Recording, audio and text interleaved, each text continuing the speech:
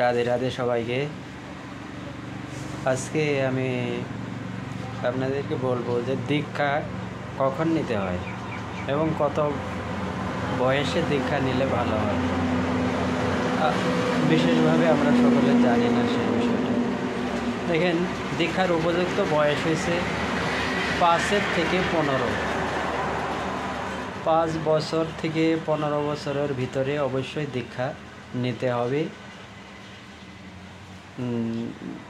যারা আগে পরে নিয়ে নিয়েছেন ঠিক আছে, যারা নেন নাই এখনও, ভাবছেন কবে নেব, কত বয়সে নেব, তবে দীক্ষার উপযুক্ত বয়স হয়েছে 5 থেকে 15 ভিতরে লইলে আপনি সুশিক্ষা অনেক কিছু পাবেন। এবং পরে নিলে অনেক কিছু হয়তো পাওয়া যায় না, সময় চলে যায়, সময় যাওয়ার সাথে সাথে আপনার অনেক কিছু হারিয়ে যায়। ধরেন, ঠিক যেরকম আমরা এলপি স্কুলে নাম ভর্তি হওয়ার জন্য নির্দিষ্ট একটা বয়স থাকে, বয়স পার হয়ে গেলে আমরা আর স্কুলে ভর্তি হতে পারি না।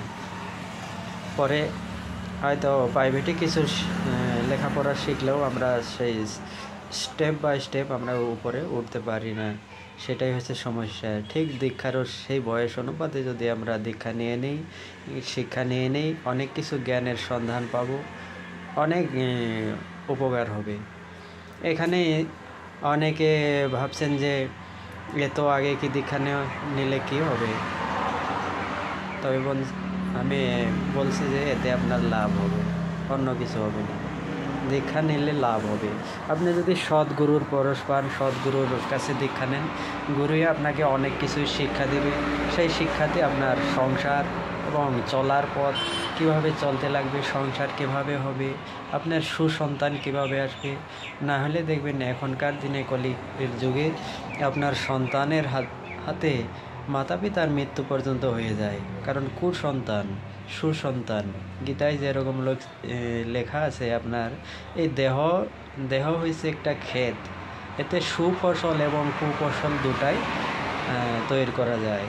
অতএব আপনি যদি সুফসলের সন্ধান আগে থেকে না জানেন, তাহলে তো আপনার এই ক্ষেত্রে কুফসল আসবে। কুফসল আসলে তার ভোগ আপনাকে নিজেকেই ভোগ করতে হবে। দেখবেন হয়তো আপনার ছেলে মেয়ে আপনার কথা শুনে না, আপনার অবাধ্য হয়ে যাচ্ছে, আপনি বলবেন এদিকে যা, সে যাবে অন্যদিকে। এই যে এই নানান অশান্তি, আপনাকে দেখবে না ছেলে মেয়ে, ভাত দেবে না, আপনাকে সেবা শুশ্রূষা কিছু করবে না। কারণ কি করে করবে? কুসন্তান হয়ে গেলে সেটার জন্য দায়ী কে বলুন তো? দায়ী কিন্তু সেই ছেলে মেয়ে নয়, দায়ী আপনি নিজেই। আপনি সময় মতে সেই শিক্ষা গ্রহণ করেন নাই, তাই জন্য আপনি সুফল পান নাই, সুসন্তান পান নাই, তার জন্য দায়ী সম্পূর্ণ আপনি নিজেই।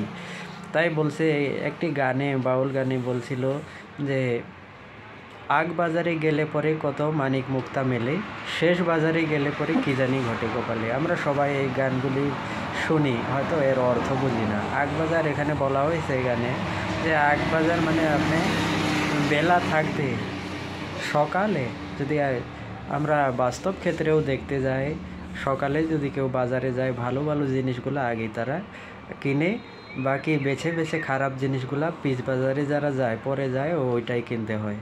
ঠিক তদ্রূপ আমাদের দেহের ভিতরেও একটা আগ বাজার পিচ বাজার রয়েছে। আমরা যখন আগ বয়সে, আমাদের বয়স যখন 5 থেকে 15 থাকবে, সেই বয়সে যদি আমরা সুশিক্ষাটা পাই, সেই শিক্ষাটা থেকে যায়। আর 15-র পরে কোনো শিক্ষা দিলে 16-তে যৌবন আসার পরে আপনার মন চঞ্চল হয়ে যায়, তখন একটা কথা 10 বার ঢুকাইলেও আপনার মাথায় আর সেটা ঢুকবে না। কারণ যৌবনের সমস্যায় আপনার এদিকে জ্ঞানের আপনার ভাণ্ড, সেদিকে মনে যাবে না। তাই বলছে যে 5 থেকে 15-র ভিতরে আপনার ছেলে মেয়েকে, সন্তানকে সুশিক্ষায় দীক্ষিত করেন, অতএব আপনি সুফল পাবেন, আপনার ছেলে মেয়ে ভালো হবেই। আর যদি আগবাজারে আপনি, তখন সেই ছেলে মেয়ে যখন সেই আগবাজারে দীক্ষা শিক্ষা সমস্ত কিছু, একটি মেয়ে যদি তার মাতৃত্বের সম্পূর্ণ শিক্ষা, কিভাবে মাতৃত্ব জ্ঞান, মাতৃত্ব ভাব, সকল কিছু সংসারের নীতি শিক্ষা, এগুলি যদি বিয়ের আগেই সমস্ত শিক্ষা শিখে নেই, তাহলে সেই মেয়েটা শ্বশুরবাড়ি থেকে আর কোনো কথা শুনতে হয় না। সুতরাং আমরা দেখি যে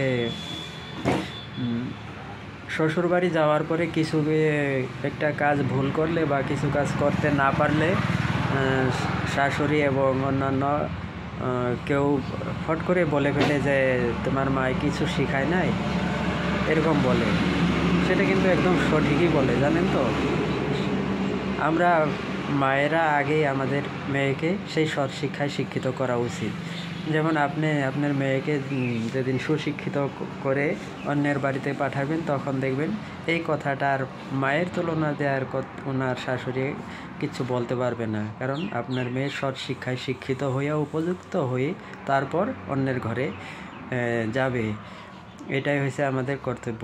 একটি ছেলে তদ্রূপ, যে পিতা হওয়ার আগে তার সমস্ত কিছু জ্ঞান, পিতা গুরু কাহাকে বলে, সন্তান কাহাকে বলে, আজকে পিতা যে গুরু হয়, এই সমস্ত পিতৃত্ব জ্ঞান এগুলি অর্জন যদি করানো যায়, তারপরে সংসার করলে সেটা হবে দেব সংসার।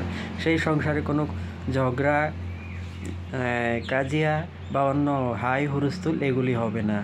ঘরেই বৃন্দাবনের ভাব থাকবে, সবার ভিতরে মধু থাকবে।